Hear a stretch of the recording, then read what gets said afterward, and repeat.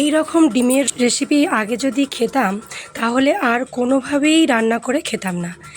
এই এই কদিন হলো আমি এই ডিমের রেসিপিটা রান্না করেছিলাম, তো অসম্ভব মজার হয়েছিল, তাই ভাবলাম আপনাদের সঙ্গেও শেয়ার করি।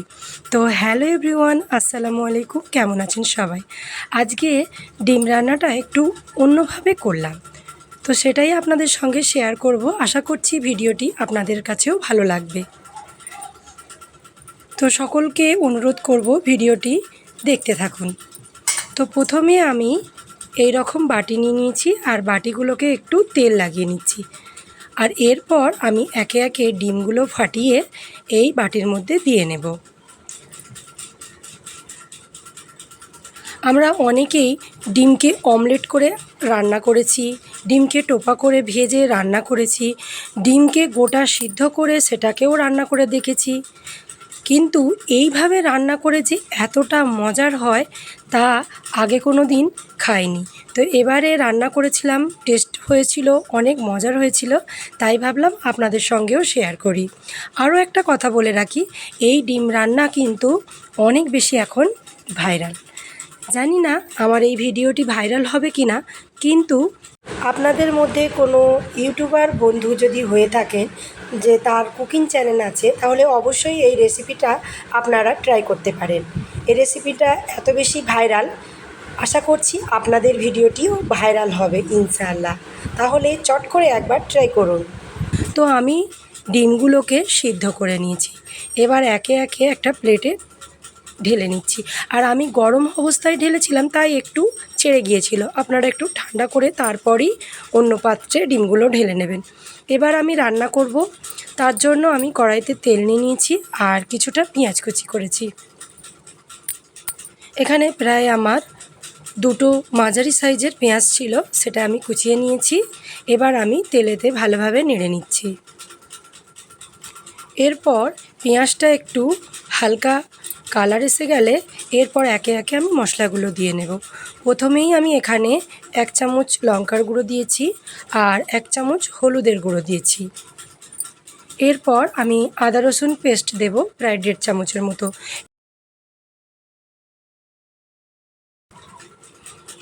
তো এবার আমি ভালোভাবে কষিয়ে নেব, অল্প একটু জল দেব, দিয়ে আবারও ভালোভাবে আমি কষিয়ে নিচ্ছি। এই রান্নাটা অনেকেই অনেকভাবে দেখিয়েছে, কিন্তু আমার কাছে এটা সবথেকে সহজ মনে হয় আর মজার।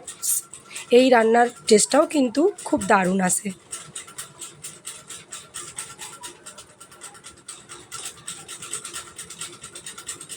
এরপর কুচিয়ে রাখা টমেটো দিয়ে দিলাম। এখানে আমি আমার প্রায় মাঝারি সাইজের 2 পিস টমেটো কুচিয়ে নিয়েছি, 3টে কাঁচা লঙ্কা মাঝখান থেকে চিড়ে নিয়েছি যাতে গন্ধটা দারুণ আসে। এরপর আমি ভালো করে কষিয়ে নিচ্ছি, কালারটা দেখুন কত সুন্দর এসেছে। এরপর বাকি মশলাগুলো আমি দেব। এখানে দেব প্রায় 1 চামচের মতো, মানে চামচটা একদমই ছোট যেটা মশলার জায়গায় থাকে, 1 চামচ ধনিয়া গুঁড়ো দিলাম, 1 চামচ জিরে মরিচের গুঁড়ো দিলাম। আবারও ভালোভাবে আমি কষিয়ে নিচ্ছি।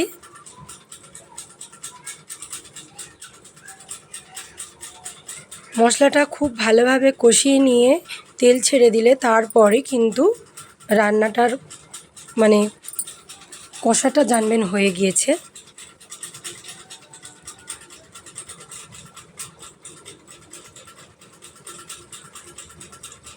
এরপর আমি আর একটু জল দিয়ে আবারও একটু কষিয়ে নেব। এরপর আমি ঢাকা দিয়ে রেখে দিচ্ছি যাতে করে একটু সিদ্ধ হয়ে যায়।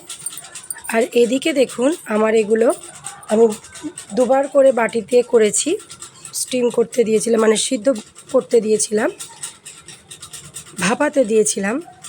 এবার ভাপানো হয়ে গিয়েছে, এই পর্যায়ে আমি নামিয়ে রেখেছি। আর এখানে আমি আমার পুরো সব মশলাটা ভালোভাবে সিদ্ধ হয়ে গিয়েছে, কষানো হয়ে গিয়েছে। আবারও একটু কষিয়ে দিচ্ছি যাতে করে টেস্টটা আরও বেশি ভালো আসে। যে কোনো তরকারি যত বেশি কষানো যায় তত বেশি কিন্তু টেস্ট আসে। তো ভালোভাবে কষিয়ে নিচ্ছি। আর এই রেসিপি আপনারা কোথা থেকে দেখছেন, ফেসবুক পেজ থেকে নাকি ইউটিউব থেকে, অবশ্যই কমেন্টে জানাবেন। যদি পেজে নতুন হয়ে থাকেন তাহলে অবশ্যই বলবো ফেসবুক পেজটি ফলো দিয়ে রাখবেন এই রকম নিত্য নতুন ভিডিওর আপলোড পেতে। আর যদি ইউটিউব থেকে দেখে থাকেন তবে চ্যানেলটি অবশ্যই সাবস্ক্রাইব করে পাশে থাকা বেল অপশনটি অল করে রাখবেন, যাতে করে ভিডিও আপলোড করার সঙ্গে সঙ্গেই আপনাদের কাছে নোটিফিকেশন চলে যায় আর আপনারা দেখে নিতে পারেন। এখানে খুব ভালোভাবে আমি কষিয়ে নিয়েছি।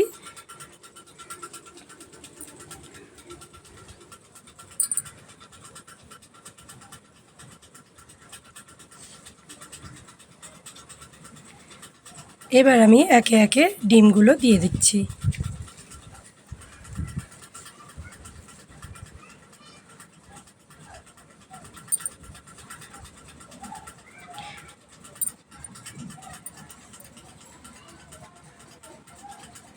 এই পর্যায়ে আমি একটু লবণের টেস্টটা চেখে নেব।